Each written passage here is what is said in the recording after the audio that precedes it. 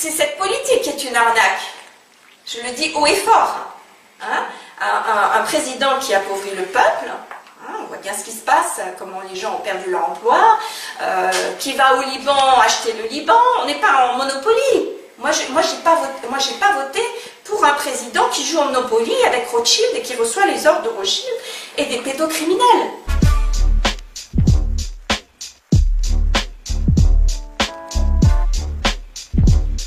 Domestique les enfants à l'école, et là le gouvernement est passé à la vitesse supérieure, et ça je suis désolée, mais je suis un soignant conscient, je refuse cela pour les enfants français. J'ai aussi pris conscience que Trump aux États-Unis est intervenu auprès de l'OMS et a dénoncé toutes ces magouilles de l'OMS, il s'est désolidarisé de l'OMS. En France, ça n'est pas le cas. Macron obéit à Bill Gates, qui obéit à l'OMS, et moi je dépends du Conseil de l'Ordre des médecins, qui obéit à l'OMS. Et moi je suis pour une France libre. Et ce que je vois, hein, avec ce qui s'est passé pour les personnes âgées, et ce qui se passe maintenant pour les jeunes, parce que le président veut passer à la vitesse supérieure, eh bien, je suis désolée, on joue sur la culpabilité des gens. Moi, je suis un médecin conscient. Chaque fois que j'ai quelqu'un en face de moi, je dis stop à la culpabilité. Je sais qu'il a un parcours d'église, enfin qui favorise cette culpabilité. Je connais beaucoup de médecins qui jouent aussi avec la culpabilité des patients. C'est leur point de vue, c'est leur façon de fonctionner. Moi, ça ne marche pas. Quand un monsieur Macron ou un monsieur Castex veut culpabiliser ou punir les Français, moi j'ai les alarmes qui s'allument parce que j'ai à cœur la santé des gens. Je suis allée aussi sur le terrain dans les quartiers défavorisés à Strasbourg, en Neuf, Neudorf, aussi à Molsheim, sur Wasselin. Donc j'ai une vision, vous savez, comme l'aigle.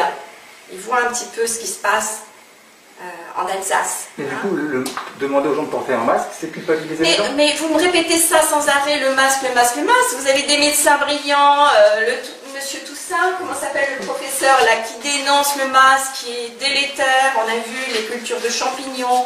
Le masque n'est pas le problème, monsieur le journaliste.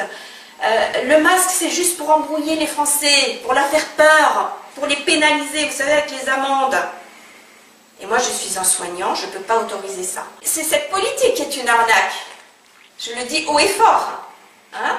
Un président qui appauvrit le peuple, hein, on voit bien ce qui se passe, comment les gens ont perdu leur emploi, qui va au Liban acheter le Liban, on n'est pas en Monopoly. Moi, j'ai pas voté pour un président qui joue en Monopoly avec Rothschild et qui reçoit les ordres de Rothschild et des pédocriminels. J'ai quand même pris en charge des patients, j'étais aussi à la régulation du SAMU en Alsace. Je répondais aux gens au téléphone. Vous savez, on a une plateforme avec les urgences vitales pour réanimer les gens. Et moi, je suis pour les urgences non vitales. Donc, je faisais mes nuits à la régulation du SAMU où je rassurais les gens parce que tous les Français ont été en état de choc traumatique avec ce qu'ils ont entendu du président, du Premier ministre. Voilà, ils étaient en état de choc. Donc moi j'allais rendre visite sur le terrain, essayer d'arranger tout ça.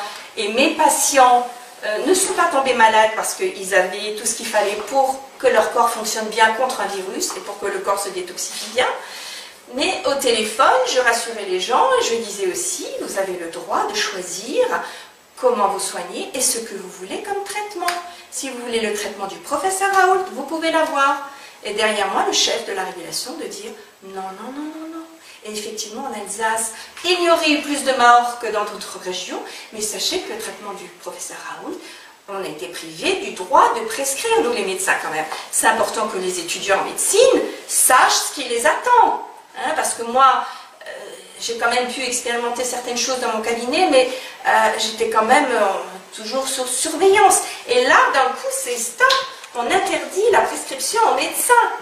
Et ceux qui ont osé traiter avec l'ozonothérapie, des perfusions, le chlorure de magnésium, ben, ils ont été repris par l'ordre. Il y a des médecins en Moselle qui ont été convoqués, voilà.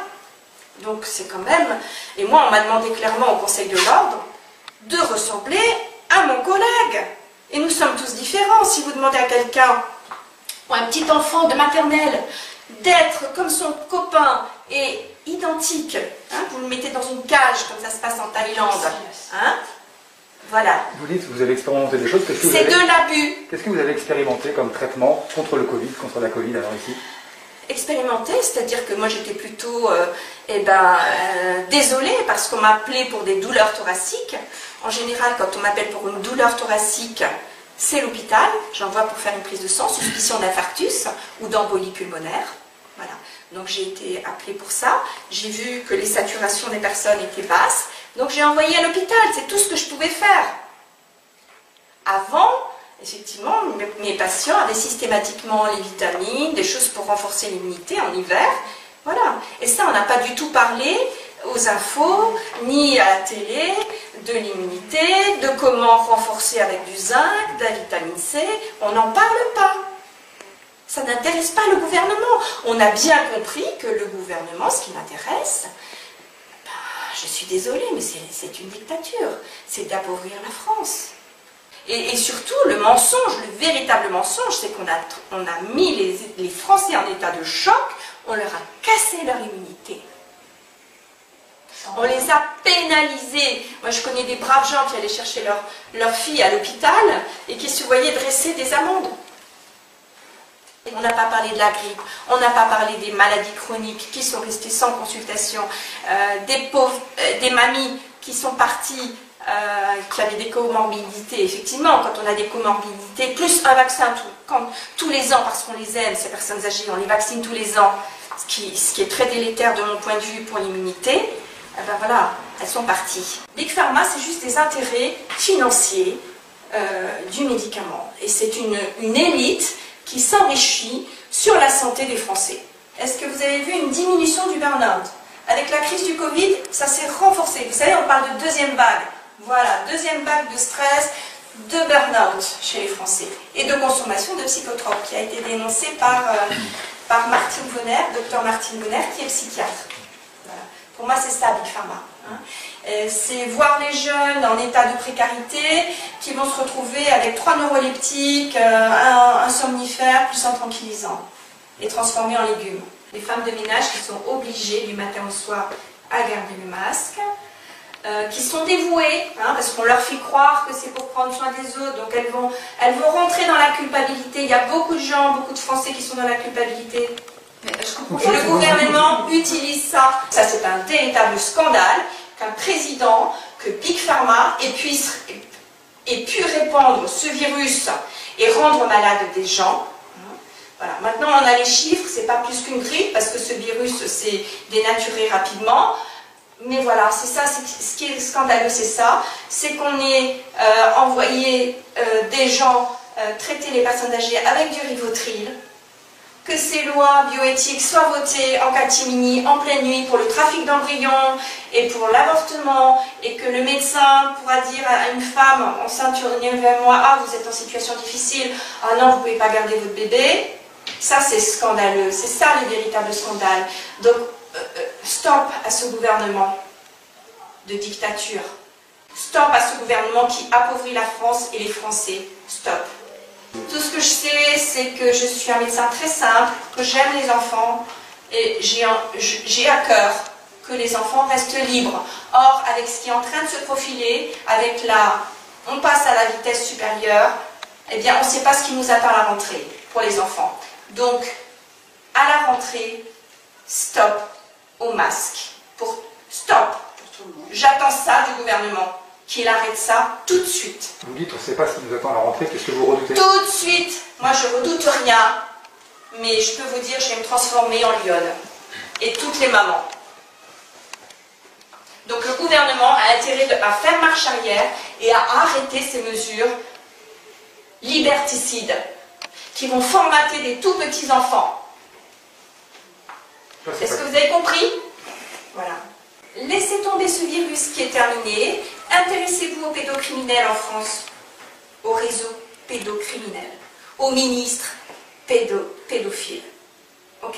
À ce qui est en train de sortir comme loi pour favoriser la pédophilie en France et l'abus sexuel en France. Donc demandez-leur, posez-leur la question, que pense-t-il de cette loi bioéthique qui vient de sortir, et également de comment ils jugent eux-mêmes au sein du Conseil de l'Ordre, parce que nous avons des médecins abuseurs, nous avons des médecins violents, nous avons des médecins qui portent atteinte à la sexualité des jeunes ou des personnes handicapées. Comment ils règlent ces affaires?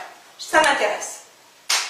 Si vous vous intéressez un petit peu à ce qui se passe à l'étranger, ce que Trump fait, ce qui se passe à Buckingham Palace, vous n'avez pas vu, non, les Anglais avec les pancartes? Non, stop aux pédocriminels devant Buckingham Palace? Non, vous n'avez pas vu ça? Et porter le masque, quel est le lien? Est-ce que vous avez vu aussi l'Islande, ce qui s'est passé en Islande avec le peuple qui a repris son pouvoir? Ah, mais pourtant, vous ne l'avez pas passé. Ça ne vous intéresse pas ce qui se passe en Islande? Voilà. Moi, je suis pour le pouvoir du peuple, je suis avec le peuple, je suis prête à aller cultiver la terre, mais j'ai prêté serment devant Dieu, devant Hippocrate, et je suis un médecin de la terre.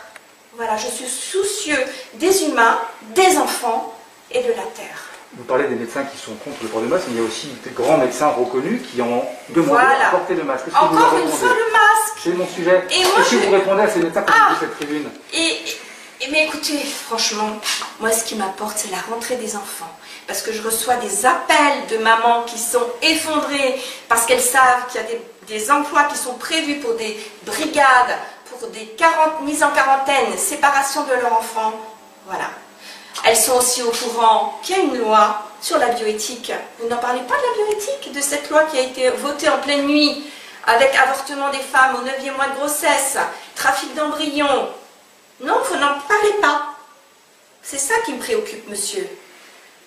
Hein? Je ne suis pas un petit ver de terre. Je suis un aigle qui regarde ce qui se passe en France. Et notamment avec les réseaux pédocriminels.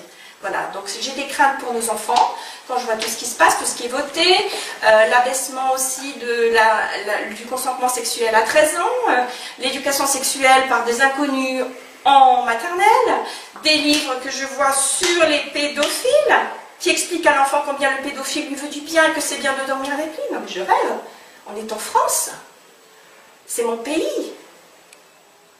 Occupez-vous de ça, messieurs les journalistes, au lieu de vous occuper des masques.